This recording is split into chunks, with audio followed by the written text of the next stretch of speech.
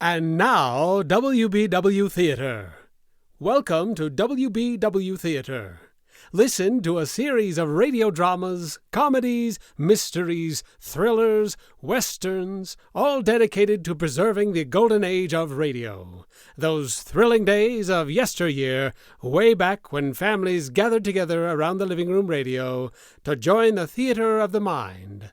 Listen now as we take you way back when imagination ruled and creativity had no limits. Listen now to WBW Theater.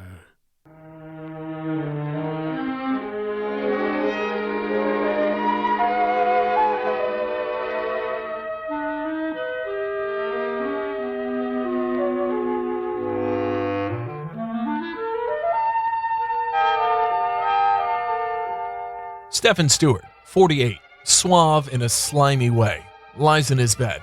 He wears white-on-white silk pajamas.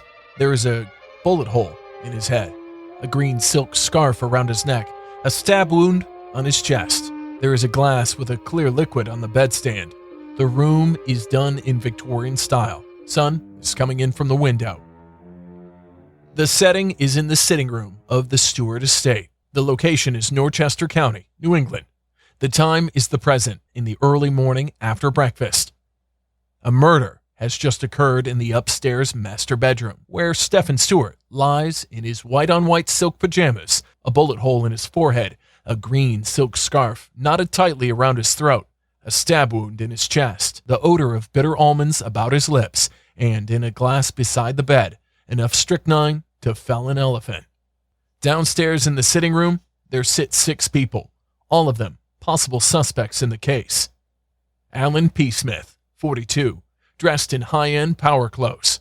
Stephanie Stewart, the widow of the late Mr. Stewart. She's an attractive blonde in her early 30s, with blue-green eyes and a regal air. The third suspect is an out-of-work Broadway actor who is seated next to Stephanie. His name is Richard Harrison. Sydney Evans, an astonishingly constructed girl with hair the color of silver dollars. Standing to the side is Hawkins, 60. Red eyes betray his real condition, though he stands steadily. Max Peterson, 39, mousy right down to his glasses. With them sits Robert Anderson, 50, duly elected and regularly re-elected, distinguished-looking, modest county coroner. Robert accepts with quivering hands the glass offered him by Stephanie. Robert raises his eyes upward, shudders, closes his eyes, and drains the glass at a gulp. Then he gives a quick shiver and sits up straight. He returns his glass to Stephanie. Thank you. I feel much better now. It gave me quite a turn seeing Mr. Stewart in such an exceptionally dead condition. I should think you'd be used to that sort of thing. Oh, dear, no. Ordinarily, I let Dr. West handle the that is to say, the technical details. And if we say somebody's dead, I usually agree with him, or else the sheriff takes over. But the sheriff's off at a convention, and West was busy at the hospital, and meanwhile, there's this fool of a law that says the coroner must personally certify, etc. I wish Cousin James had mentioned that when he gave me this job years ago. Would that be James Anderson, the state party chairman? I called him as soon as I got the news, and he said in view of Mr. Stewart's prominence, I'd better haul my come at once. You needn't have rushed. We barely had time to finish breakfast as it was. But as long as you're here, what's next? Well, Mr. Anderson? A shocking thing. You may rest assured we'll leave no stone unturned to apprehend the perpetrator of this outrage. Why? What do you mean, why? I think what Miss Evan means is that the only reason we can think of for finding the murderer is to give him some kind of commendation. Possibly a certificate from the Board of Sanitation.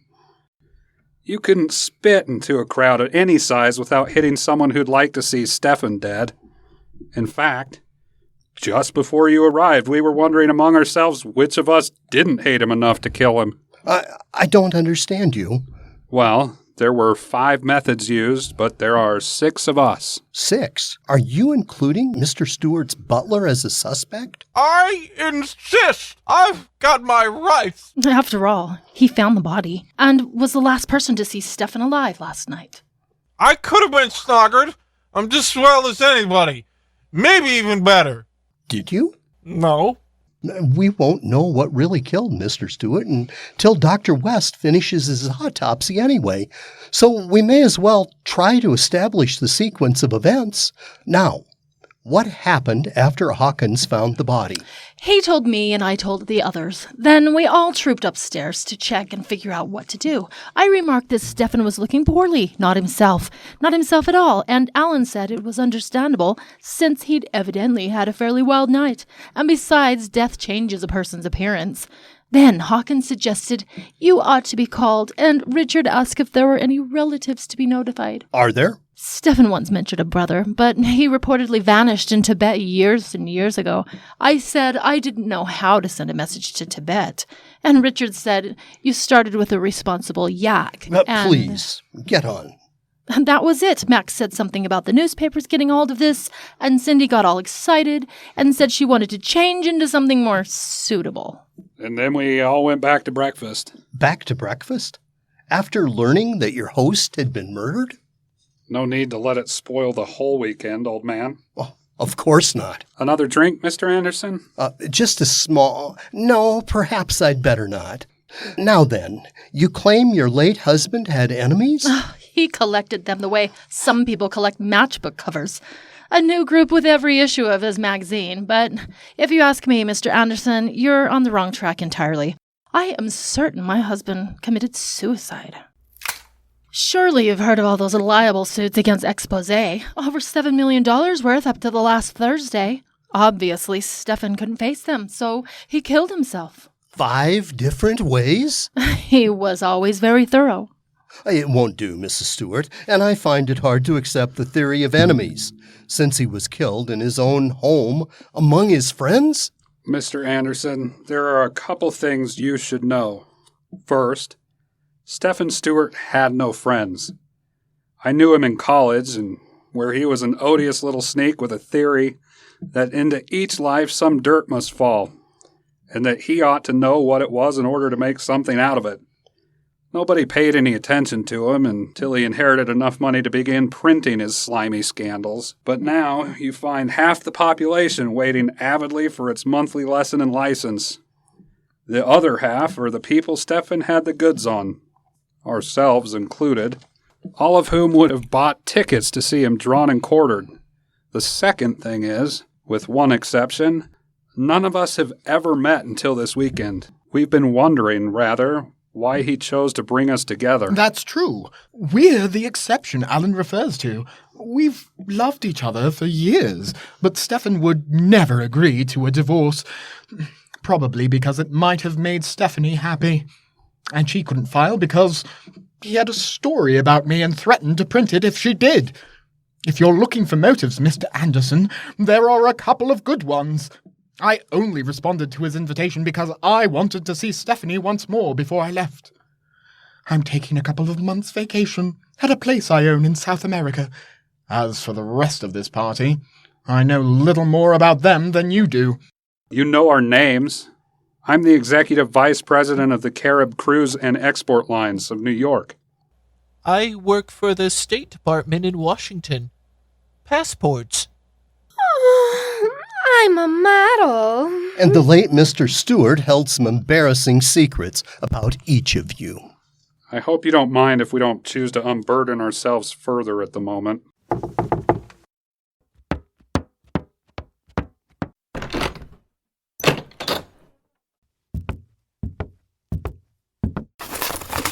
These turned up in the search, sir. No fingerprints on any of them. This is the target pistol from the shooting range in the rec room downstairs, fired recently. It was in Mrs. Stewart's dressing table. The scarf around the deceased's neck is monogrammed with Miss Evans's initials. His bottle of cyanide was in Mr. Smith's suitcase. Here now, I emptied that case completely when I unpacked. The bottle of strychnine was in Mr. Peterson's shaving kit. And this ice pick, which appears to have traces of blood on it, was found in the butler's pantry. Ooh, nothing in my room. Write that down, Mr. Anderson. It looks very suspicious to me.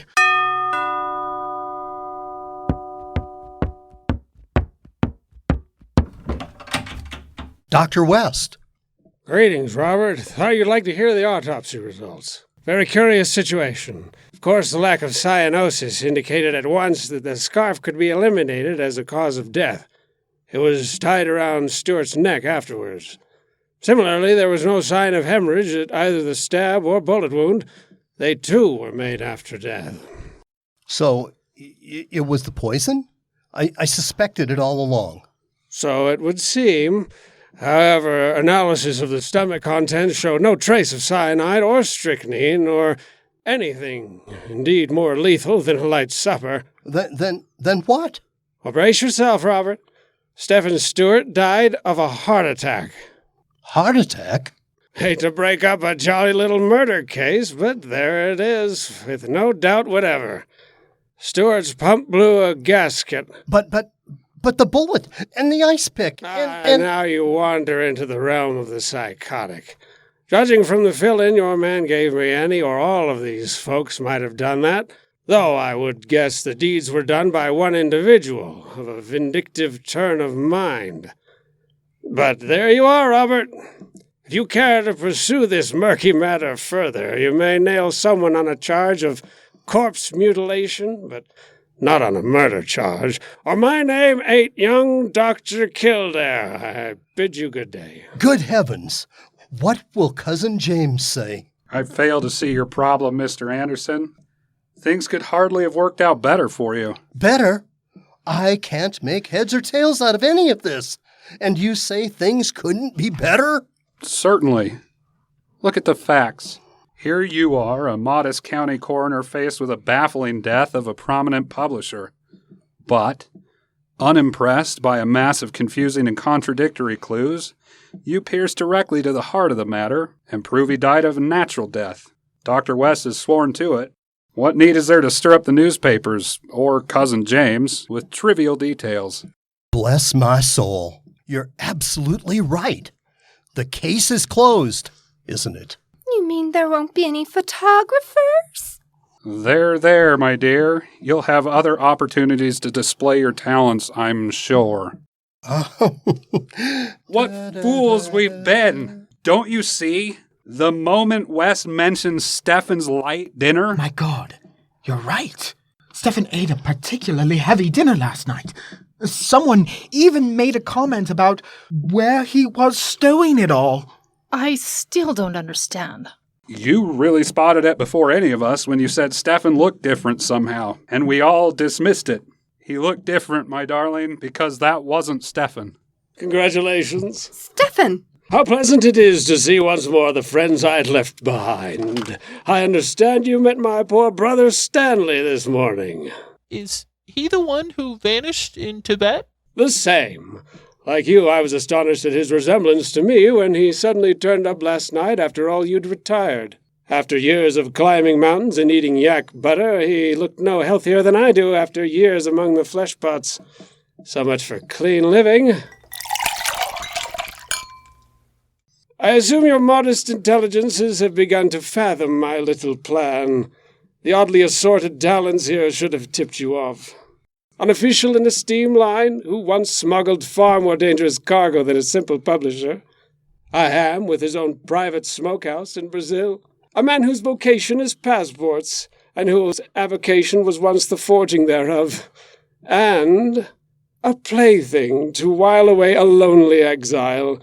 Though I admit I was having some second thoughts about that extremely low-pressure intellect of yours, my love. If you were going to skip the country, why didn't you just go, without all this nonsense about a faked murder? Because, my barn theatre Romeo, Stanley's arrival dropped a better plan into my lap. He wanted me to finance his retirement to a nursing home. Knew about his heart, you see. Unhappily, it failed to survive the joy of our reunion. but he left a perfectly good passport I could use to better advantage than a forged one, while I have amassed enough cash here and in Brazilian banks to keep me for many years. It's a pity my plaintiffs, or you, my dear Stephanie, will find so few assets left to divide. So, now, I don't need any of you. With the cloud of suspicion surrounding Stanley's death, thanks to me, none of you will ever convince the authorities that Stephen Stewart is living at ease in South America. A few moments to remove some traveling accessories. I couldn't very well take it last night, and I shall be gone. And with me, documentary evidence of your assorted peccadillos, in case I ever run short of funds. Well, goodbye, and be damned to all of you.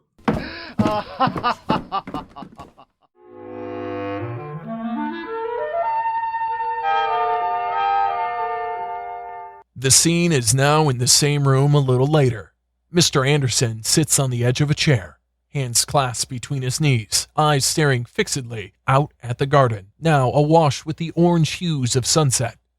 Every so often he rocks a little. Alan Smith leans over and taps his knee as Stephanie, Cindy, Richard, Max, and Hawkins watch anxiously.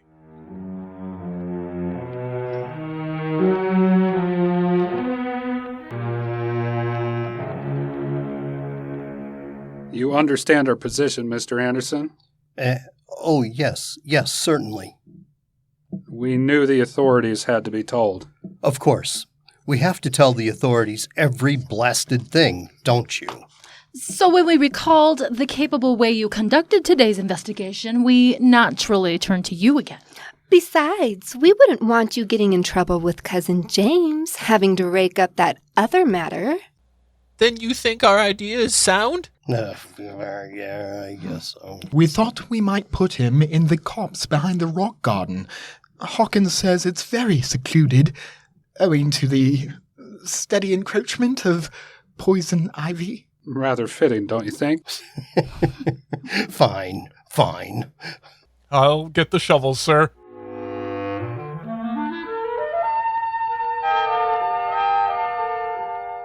Left alone, Mr. Anderson raises his eyes to the ceiling, up toward the master bedroom where, impossibly, a second Stephen Stewart lay in his white-on-white pajamas, a bullet hole in his forehead, a stab wound in his chest, a green silk scarf knotted around his throat, the odor of bitter almonds about his lips, and in a glass beside the bed, enough strychnine to fell an elephant.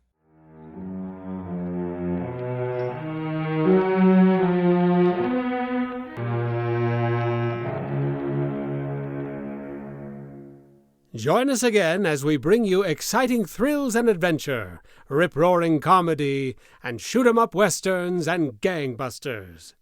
Next time, when your imaginations will be invited into the theater of the mind that is WBW Theater.